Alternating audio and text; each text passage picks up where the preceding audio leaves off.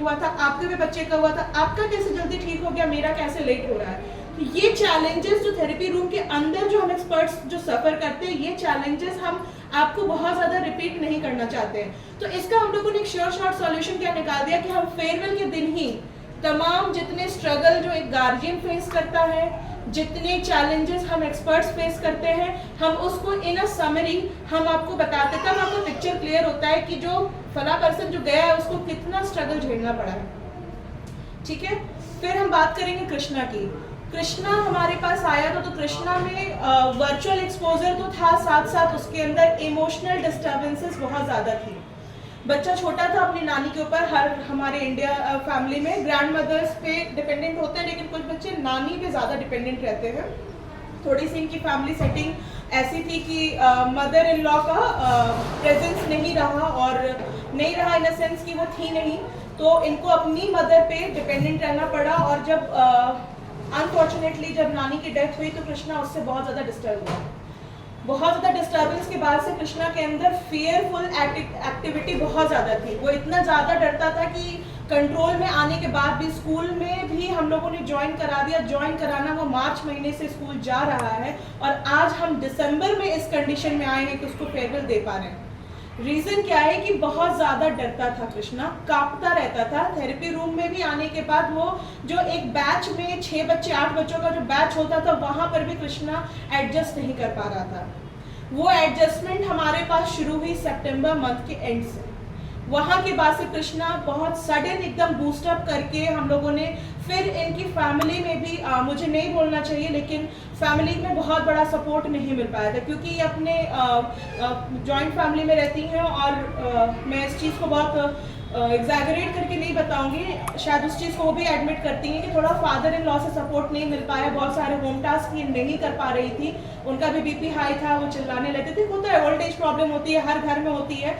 तो जब अगर नाती पोते अगर रोने लगते हैं तो थोड़ा सा ग्रैंड पेरेंट्स ओवर रिएक्ट कर जाते हैं, तो वो ओवर रिएक्शन उनको मिलता था, और वो थेरेपी को कर पाने में उनको नहीं वो कर पाती थी, और प्लस घर का सारा काम तो वो मैनेज करके जिस तरह से ये यहाँ आज पहुँची हैं, ये रिकवरी अभी भी बहुत दूर थी। ये रिकवरी आज भी बहुत दूर थी। आज भी हम इस स्टेट पर नहीं थे कि 2023 के एंड में मैं कृष्णा को फेयरवेल दे दूंगी, ये मैं इस कॉन्फिडेंस में अभी भी नहीं थी। लेकिन ये मैं कहूँगी कि ये कृष्णा की मदर की ग्रेटनेस है कि उन्होंने इतने, जो कहते हैं ना कि नदी की धारा के विपरीत जाकर के इन्होंने ये रिकवरी लेके आई है। ये तो ये जो फाइटिंग जो स्पिरिट इनका जो रहा, और इन्होंने कैसे हम लोगों को कोऑपरेट किया, आप बिलीव नहीं करेंगे, थेरेपी इनके घर के अंदर ये नहीं कर पाती थी। इन्होंने पड़ोसियों के यहाँ जा करके झूठ बोल करके यहाँ वहाँ कैसे कैसे करके रैपिंग की है।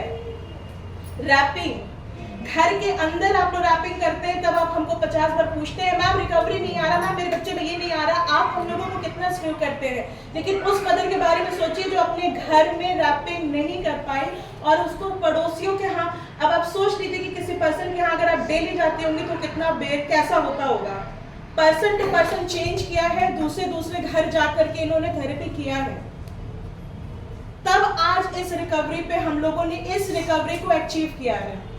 ये कितना बड़ा अचीवमेंट है ना। मतलब मेरे पास मेरे चैम्बर में हर एक मदर का जो एक अनछुई कहानी है ना, वो हर एक कहानी मेरे पास है। वो किस तरह से स्ट्रगल करके वहाँ पहुँचती है, और मतलब मुझे बोलने में गर्व हो रहा है, लेकिन जो इसको फेस करता है ना, जिसने इस मोमेंट को फेस किया है, वो कैसे किया है आप उसको नहीं कोई समझ सकता है। अपने बच्चे को ले जा करके आप दर दर भटक के उस थेरेपी को आप कर रहे हैं। तो ये जो इवेंट है ना, ये क्यों मेरे लिए इतना बड़ा इवेंट है, और मैं क्यों चाहती थी कि हर पर्सन यहाँ पर आए। सृजन वेलफेयर सोसाइटी की तरफ से हम लोग कृष्णा की मदर को मदर इंडिया का टैग देने वाले हैं आज के दिन में। ये डिजर्व करती है, शी एक्चुअली डिजर्व्स। मतलब हम लोगों ने जिस वक्त से ये मोमेंट और ये जो स्ट्रगल हम लोगों ने इनकी लाइफ में देखा है, और जिस तरह से ये आया, मैंने बहुत पहले लगभग लास्ट ईयर मैंने एक मदर को और दिया था ये टैग। हमारी संस्था की तरफ से हम लोग बहुत चुनिंदा, देखिए टास्क हर कोई करता है। मैं ये नहीं कहती हूँ कि आप हर मदर जो मेरे पास आ रही है वो दुखी है, कोई भी बहुत खुश मन से यहाँ नहीं आता है। मेरे पास आने का किसी को कोई पर्पस नहीं है। मुझसे कोई क्यों मिलना चाहेगा? एक मेंटल हेल्थ एक्सपर्ट से कोई क्यों मिलना चाहेगा?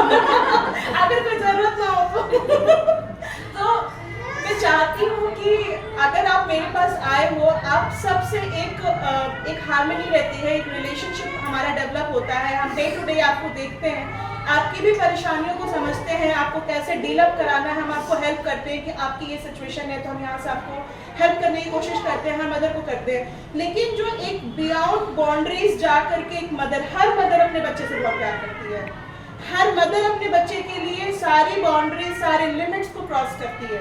लेकिन कुछ मदर्स ऐसी हैं जो मतलब मैं क्या बोलूँ कि हम खुद नतमस्तक हो जाते हैं कि जिस तरह से वो चीज़ें आती हैं हमारे सामने।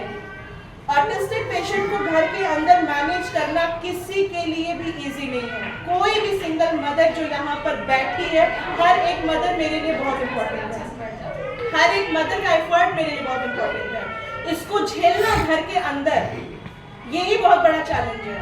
और उसके लिए कुछ मदर्स एकदम बियॉन्ड बाउंड्रीज जाते हैं, तो ये चीज़ें हमारे लिए बहुत डिफिकल्ट है। हमारे सामने नमन की मदर है, आज 7 इयर्स का बच्चा है, आज ऑटिज्म में इस लेवल पे आकर के आज भी वो एक कहने के लिए वो हंसती है, वो एक स्माइल लेके आती है हमारे पास, लेकिन अंदर अंदर वो कितना सप्रेशन है, कितने आंसू हैं, वो क्या लेके आती है, कैसे आती है, उनकी अपनी लाइफ अपनी नहीं है। हमारे पास थेरेपी कराने जब ये आई थी, इनकी